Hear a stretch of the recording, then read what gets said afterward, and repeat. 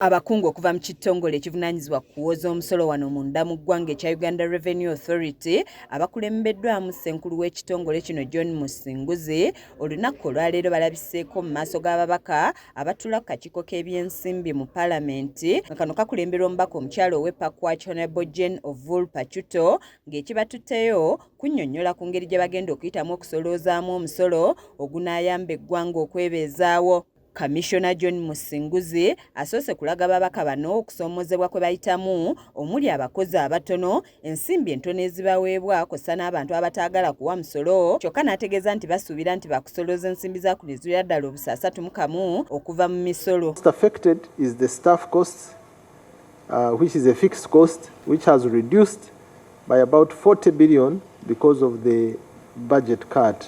The staff turnover is still within the expected healthy numbers. I think best recommendation or practices of human resource management of transformation organizations like ours, anything below 5% turnover is within the healthy bounds or limits.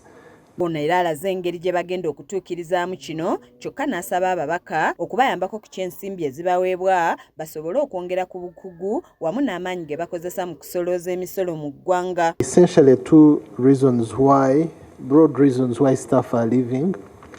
Some staff definitely leave for greener pastures. There are many opportunities after the training and skills. We produce very marketable resources who we either must find means to retain so that they stay with us or allow them to go for better pastures.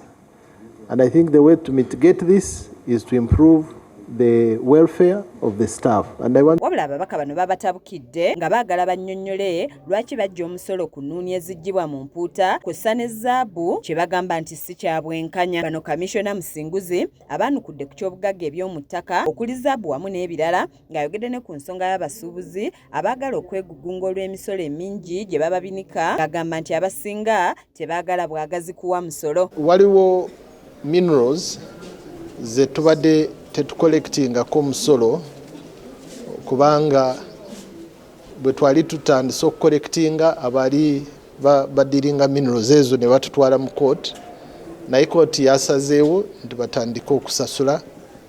So Oweekitiibwa President yalagidde Minisita wa Energy okumaliriza ekiwandiiko ekinaatuyamba okugenda mu maaso okukungaanya omusolo ku minerals nga export ya zaabu ya gold. Matiya Sekanjako yakusakidde eggulire lino ku lwa KSTV agaleero.